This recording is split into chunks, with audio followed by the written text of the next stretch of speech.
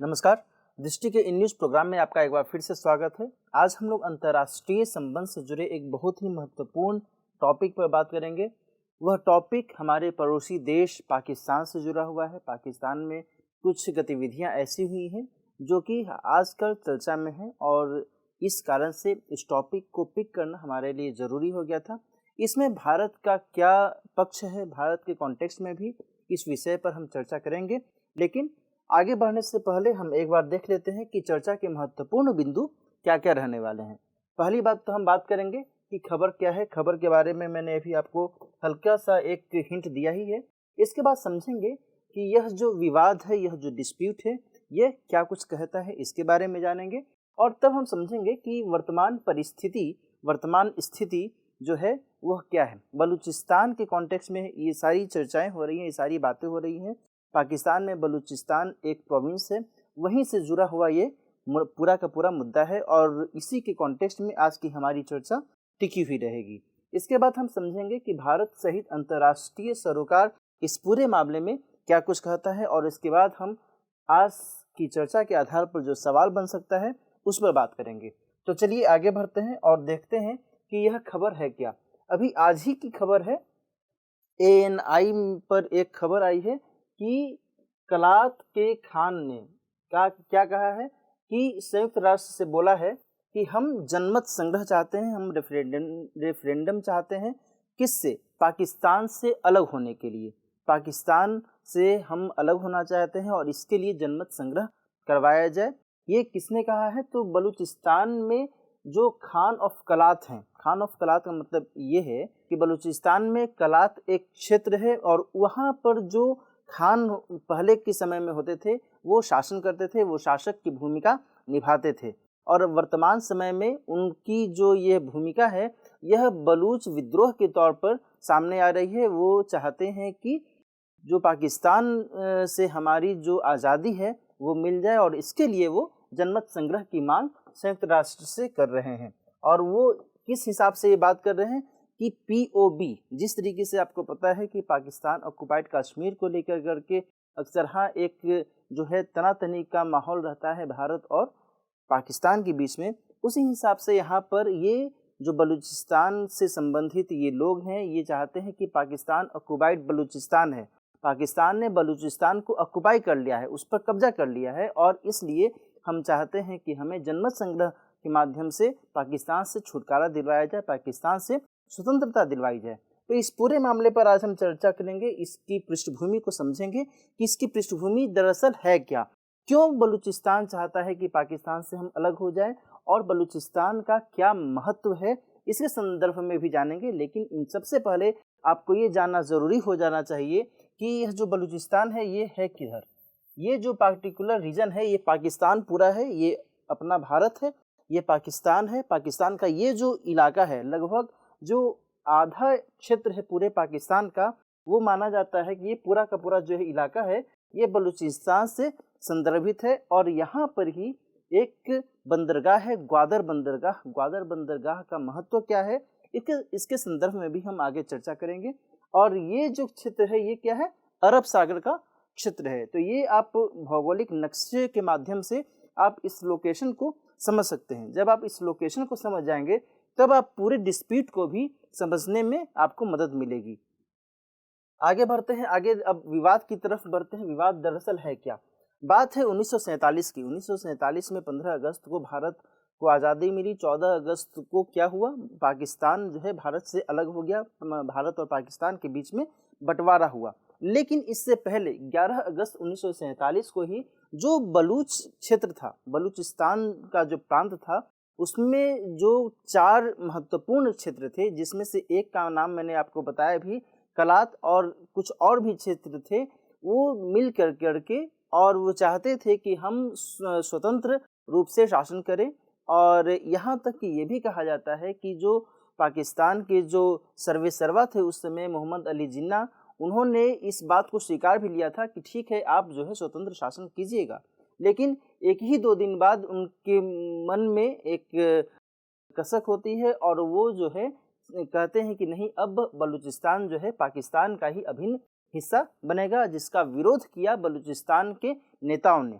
और यहाँ तक बात आ गई कि 1948 में क्या हुआ कि पाकिस्तानी सेना ने बलूचिस्तान पर जबरन कब्जा कर लिया और इस तरीके से बलूचिस्तान को अपने अंतर्गत शामिल कर लिया। तो ये पूरी की पूरी एक छोटी सी पृष्ठभूमि है इस पूरे मामले में, लेकिन इस पृष्ठभूमि के आधार पर ही पूरा का पूरा जो आज का वर्तमान है ये टिका हुआ है। इसमें ये बात निहित है कि बलूचिस्तान के लोगों ने, बलूचिस्तान से संबंधित जो भी महत्वपूर्ण नेता हैं, जो भी वहाँ के विद्रोही लोग हैं, विद्रोही गुट हैं, वे चाहते हैं कि बलूचिस्तान पाकिस्तान से अलग हो जाए।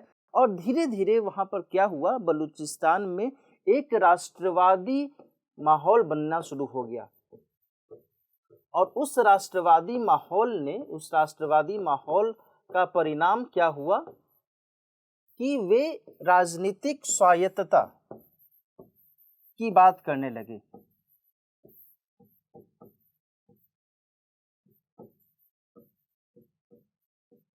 और इस राजनीतिक स्वायत्तता की बात जब आगे बढ़ी तब अब वे चाहते हैं कि अब बलूचिस्तान एक पृथक देश के रूप में, पृथक बलूचिस्तान के रूप में वो सामने आए। तो इस तरीके से ये जो चीज़ें हैं, ये चीज़ें आगे बढ़नी शुरू हुई।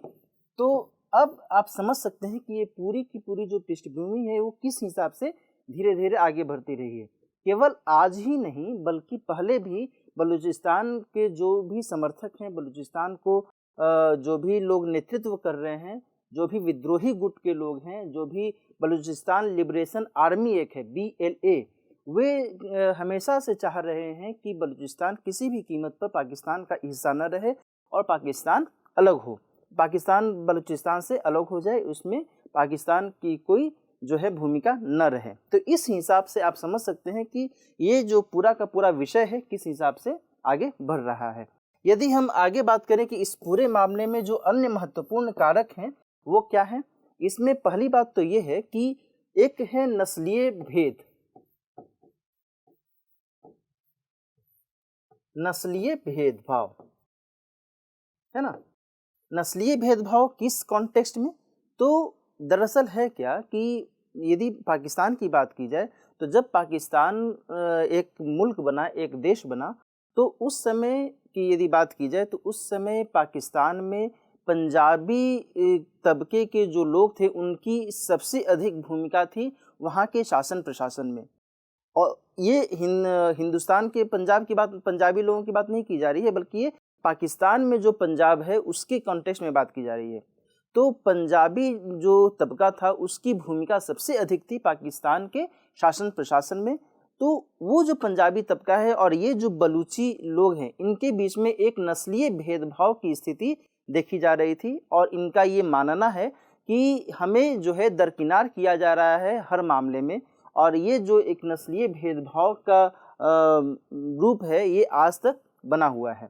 यहाँ तक ये भी कहा जाता है कि जब पूर्वी पाकिस्तान, जिसे आज के समय में आप बांग्लादेश के नाम से जानते हैं, तो बांग्लादेश में के कॉन्टेक्स्ट में भी ये बात कही जाती है कि वहाँ पर भी जो पंजाबी तबका था पाकिस्तान का, उसकी भूमिका सबसे अधिक थी, उनका वर्चस्व था हर मामले में। और वहाँ जो बंगाली लोग थे उनसे उनकी टकराहट हो रही थी। और पूर्वी पाकिस्तान में विद्रोह के एक कारणों में से यह जो नस्लीय भेदभाव था, उस वहाँ पर के बांग्ला भाषी लोगों और बांग्ला समुदाय से संबंधित लोगों और पंजाबी समुदाय से संबंधित लोगों के बीच जो टकराहट हो रही थी पूर्वी पाकिस्तान में उस दौरान, तो वह भी एक महत्वपूर्ण कारक था पूरे मुद्दे के कॉन्टेक्स्ट में। जबकि बांग्लादेश को लेकर करके एक जो रुख अपनाया गया था, है ना।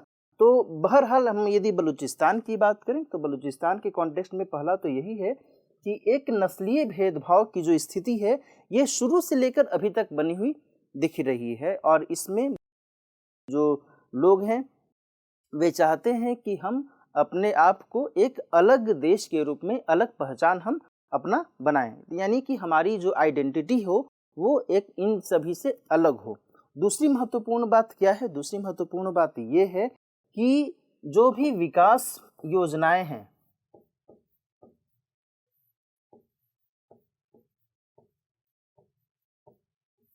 यहाँ से मैं ये हटा देता हूँ,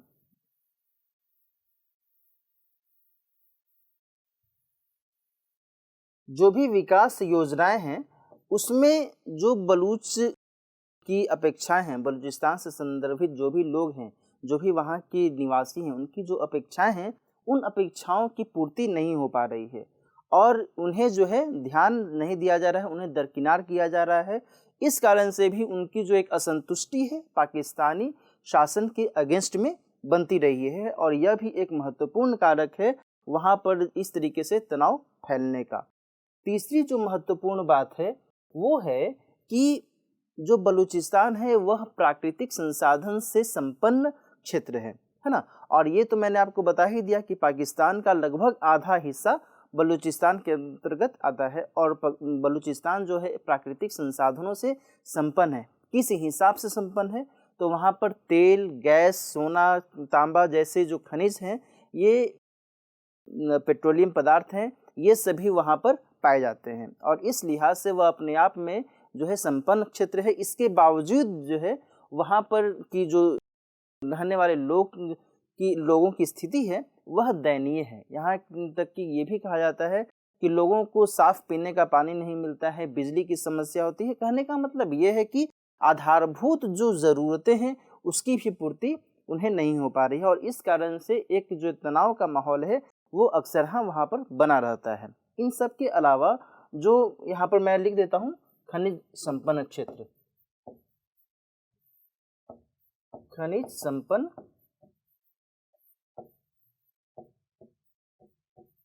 क्षेत्र। और जो एक चौथी बात ये है कि ग्वादर बंदरगाह, जिसके कॉन्टेक्स्ट में मैंने आपको मैप के माध्यम से बताया भी। ग्वादर बंदरगाह बहुत ही महत्वपूर्ण एक लोकेशन है, बलूचिस्तान में ही ये पड़ता है और अरब सागर से जुड़ा हुआ है। ये इसलिए महत्वपूर्ण है क्योंकि चीन और पाकिस्तान ने मिलकर के चीन पाकिस्तान इकोनॉमिक कॉरिडोर के कॉन्टेक्स्ट में यह बंदरगाह बहुत ही महत्वपूर्ण भूमिका निभा रहा है और चीन से इसका जुड़ाव है। चीन इसके माध्यम से व्यापार करना चाहता है और साथ ही ये भी कहा जा रहा है कि चीन यहाँ इसके माध्यम से अरब सागर और हिंद महासागर में अपनी पहुँच बनाने की कोशिश करना चाहता है। तो इस लिहाज से भी यह बंदरगाह अपने आप में महत्वपूर्ण हो जाता है। लेकिन दूसरी महत्वपूर्ण बात मैं आपको ये भी बता दूं कि ग्वादर बंदरगाह में जब विकास परियोजनाएं चल रही हैं, यहाँ इस बंदरगाह के विकास को लेकर करके पाकिस्तानी सरकार काम कर रही है, तो बलूचियों का ये भी आरोप है कि आप बलूचिस्तान की जनता को रोज़गार नहीं दे रहे हैं इस पार्टिकुलर इलाके में, बल्कि जो पंजाबी जो लोग हैं उन्हीं को आप रोज़गार दे रहे हैं। इससे भी हमें जो है हानि पहुंच रही है और हमें इसका किसी भी प्रकार का लाभ नहीं मिल रहा है। तो ये जो बंदरगाह है ये अपने आप में हमारे लिए एक तरीके से यूजलेस है, इसका कोई उपयोग हमारे लिए नहीं है और इस कारण से भी बलूचियों का विद्रोह, बलूचियों का विरोध पाकिस्तानी सरकार के अगेंस्ट में अक्सर देखा जा रहा है। तो ये सब कुछ महत्वपूर्ण बातें हैं जो कि विवाद से संबंधित हैं। इसके बाद हम आगे बढ़ते हैं। आगे क्या है? आगे यदि हम वर्तमान स्थिति की बात करें तो बीते हफ्ते में ही पाकिस्तानी सेना पर हमला किया गया था BLA के द्वारा, जो मैंने शुरू में भी बताया, बलूचिस्तान लिबरेशन आर्मी। वहाँ बलूचिस्तान से संबंधित एक विद्रोही गुट है जिसने इस तरीके का ये हमला किया और ये हमला कोई ऐसा नहीं है कि पहली बार किया गया। इस तरीके से अटैक्स, इस तरीके से मुठभेड़ कई बार होते रहे हैं, लेकिन ये कहा जा रहा है कि हाल में जो ये हमला किया गया था ये सबसे बड़ा हमला आज तक ये माना जा रहा है और इस लिहाज से यह अपने आप में महत्वपूर्ण हो जाता है। सबसे बड़ी बात यहाँ पर रोचक ये है कि आपको यदि जानकारी हो तो कुछ समय पहले, बीते हफ्ते की ही बात है इनफैक्ट, कि पाकिस्तान के जो प्रधानमंत्री हैं मिस्टर इमरान खान, वो चीन गए हुए थे और उसी दौरान यह जो हमला है वो हमला हुआ है। कहने का मतलब ये है कि इससे जो बलूचिस्तान लिबरेशन आर्मी है वो ये एक तरीके से संदेश देना चाहती है कि आप चीन को ये संदेश देना चाहती है और पूरे विश्व को ये संदेश देना चाहती है कि यह जो क्षेत्र है यह क्षेत्र अपने आप में असुरक्षित है और इस लिहाज से यदि कोई भी देश इस पार्टिकुलर रीजन में, ग्वादर वाले क्षेत्र में या फिर ये हमारे क्षेत्र में किसी भी प्रकार का कोई कार्य करना चाहता है तो वो पहले से जान समझ ले कि यहाँ का माहौल कैसा है। है ना। तो ये सब कुछ मैसेज देने की भी बात की जा रही है। पाकिस्तानी सेना का दूसरी तरफ आरोप ये है कि भारत और अफगानिस्तान के माध्यम से बलूचिस्तान लिबरेशन आर्मी जो है इस तरीके के कृत्य कर रहा है। ये पाकिस्तान का आरोप है, पाकिस्तानी सेना का आरोप है। हालांकि इसमें भारत के कॉन्टेक्स्ट में किसी भी तरीके की कोई कार्रवाई नहीं की गई, ये तो क्लियर ही है। दूसरी महत्वपूर्ण बात यह है कि इस पूरे मामले में जो अभी मैंने शुरू में भी कहा कि जो खान ऑफ कलात हैं वो क्या चाहते हैं, वो संयुक्त राष्ट्र से उन्होंने डिमांड किया है कि रेफरेंडम के माध्यम से, जनमत संग्रह के माध्यम से हमें पाकिस्तान से अलग करवाया जाए, हम पाकिस्तान में नहीं रहना चाहते हैं, और ये उनकी सबसे बड़ी डिमांड है। तो ये पूरे मामले में वर्तमान स्थिति यही है। अब हम बात करते हैं कि भारत सहित अंतर्राष्ट्रीय सरोकार इस विषय पर क्या है, एक एक करके हम उसे समझने की कोशिश करते हैं। जहां तक बात है चीन की, तो चीन के कॉन्टेक्स्ट में मैंने आपको बताया कि चीन का जो इंटरेस्ट है वो ग्वादर बंदरगाह को लेकर के है, और दूसरा ये है कि सीपेक यानी चीन पाकिस्तान इकोनॉमिक कॉरिडोर को लेकर के चीन का इंटरेस्ट वहाँ पर दिख रहा है, और इस लिहाज से चीन चाहता है कि वहाँ पर किसी तरीके की तनातनी वाली स्थिति न पनपे। और दूसरी तरफ यदि हम भारत की बात करें तो भारत जो है, जाहिर सी बात है, जब चीन वहाँ पर अपनी मौजूदगी दर्शाना चाह रहा है तो भारत के लिए किसी भी लिहाज से सही नहीं है ना। भारत नहीं चाहेगा कि चीन जो है इस पार्टिकुलर रीजन में अपनी पैठ मजबूत करने लगे, क्योंकि यदि चीन इस हिसाब से अपनी पैठ उस पार्टिकुलर रीजन में मजबूत करेगा तो जो मैंने आपको लोकेशन भी दर्शाया कि अरब सागर और हिंद महासागर में चीन जो है अपनी पहुंच इस हिसाब से और बढ़ा सकता है, जो भारत की सुरक्षा के लिहाज से वो उचित नहीं होगा, है ना। इस लिहाज से भारत की चिंता जायज़ है। दूसरी महत्वपूर्ण बात यह है कि भारत को ये भी लग रहा है, ऐसी भी संभावनाएं जताई गई हैं कि ग्वादर बंदरगाह वाले क्षेत्र में चीन केवल व्यापारिक दृष्टिकोण से ही नहीं देख रहा है, बल्कि वो वहाँ पर नौसेना भी तैनात करने की कोशिश कर रहा है, और इस लिहाज से भी भारत के लिए चिंता एक महत्वपूर्ण बात हो जाती है। अच्छा, एक और मैं आपको यहाँ पर पॉइंट बता दूं कि भारत ने शुरू से ही पाकिस्तान के आंतरिक मसलों में हस्तक्षेप करने से अपने आप को परहेज किया है। लेकिन आपको शायद पता हो कि वर्ष 2016 में भारत के प्रधानमंत्री श्री नरेंद्र मोदी जी ने क्या कहा था। उन्होंने 15 अगस्त 2016 को ये बात कही थी कि बलूचिस्तान की जनता ने उन्हें शुभकामनाएं दी हैं, और इस लिहाज से वो बलूचिस्तान की जनता का धन्यवाद करते हैं। तो कहने का मतलब ये है कि भारत के माध्यम से ये एक तरीके से संदेश देने की कोशिश की जा रही है पाकिस्तान को कि पाकिस्तान बलूचिस्तान को लेकर कर जो अपना रवैया है वह रवैया दुरुस्त करे। इनफैक्ट 1-2 हफ्ते पहले ही भारत के विदेश मंत्रालय की तरफ से एक अपेक्षा जताई गई थी कि पाकिस्तान जो है बलूचिस्तान में किसी भी तरीके के मानवाधिकार का उल्लंघन न करे, और इस हिसाब से भारत का जो एक पक्ष है यहाँ पर निकलकर सामने आता है।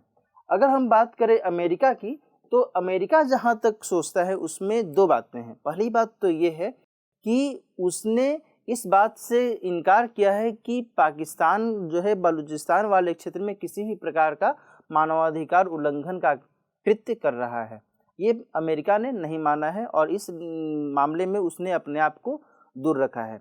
लेकिन दूसरी तरफ अमेरिका इस बात को लेकर चिंतित जरूर है कि चीन यदि ग्वादर वाले क्षेत्र में अपनी पैठ मजबूत करता है तो वो हो सकता है कि पश्चिमी एशिया वाले जो रीजन में भी अपनी पैठ धीरे धीरे मजबूत करे, और ये अमेरिका के हित में ये अनुकूल नहीं होगा बल्कि प्रतिकूल होगा, और इस लिहाज से अमेरिका के लिए भी ये चिंता जताने वाली बात निकलकर सामने आती है। वहीं एक और महत्वपूर्ण देश है ईरान। ईरान के कॉन्टेक्स्ट में यदि बात की जाए तो ईरान नहीं चाहता है कि बलूच विद्रोह जो है ज़्यादा तेज़ी से आगे बढ़े, क्योंकि यदि ऐसा होगा तो वो ईरान वाले क्षेत्र के लिए वो नुकसानदेह साबित हो सकता है। तो कुल मिलाकर के ये जो महत्वपूर्ण देश हैं, चीन, भारत, अमेरिका, ईरान, ये जो है इस पूरी मामले में इनकी भूमिका जो है निकलकर सामने आ रही है, इनका जो पक्ष है ये निकलकर सामने आ रहा है। लेकिन अब ये देखने वाली बात होगी कि संयुक्त राष्ट्र से जो डिमांड की गई है बलूचिस्तान के नेतृत्वकर्ताओं के द्वारा कि हमें जनमत संग्रह के द्वारा अलग किया जाए पाकिस्तान से, अब ये आगे देखने वाली बात होगी कि इनकी यह जो डिमांड है मानवाधिकार के आधार पर जो उन्होंने डिमांड किया है, उनकी इस डिमांड को फुलफिल किया जाता है या फिर उसके लिए क्या कुछ आगे की कार्रवाई संयुक्त राष्ट्र के द्वारा की जाती है। तो आज की चर्चा में हम यहीं तक सीमित रखते हैं। आज की चर्चा के आधार पर जो सवाल बन सकता है उस सवाल को एक नज़र देख लीजिए। पाकिस्तान में उभर रहा बलूच मुद्दा क्या है? इस संबंध में भारत सहित अंतर्राष्ट्रीय सरोकार पर टिप्पणी कीजिए। सीधा सा सवाल है। पहले पक्ष में आपको बताना है कि जो बलूच मुद्दा है ये है क्या। तो मैंने आपको पृष्ठभूमि से लेकर वर्तमान स्थिति तक आपको जानकारी दे दी है। कैसे कैसे इसकी शुरुआत हुई इसके बारे में आपको एक एक करके बताना है। आप मैप के बना करके भी उसे दर्शा सकते हैं, दिखा सकते हैं। इसके साथ साथ भारत सहित अंतर्राष्ट्रीय सरोकार के कॉन्टेक्स्ट में जो भी मैंने आपको एक एक करके बताया, भारत, चीन, अमेरिका, ईरान जैसे देशों की क्या महत्वपूर्ण भूमिका है, इस संदर्भ में मैंने आपको बताया। इस माध्यम से आपको अपने प्रश्न का उत्तर लिखना होगा। तो आज की चर्चा यहीं तक रखते हैं। नेक्स्ट सेशन में अन्य महत्वपूर्ण टॉपिक के साथ आपके साथ मुलाकात होगी। तब तक पढ़ते रहिए, सुरक्षित रहिए। नमस्कार।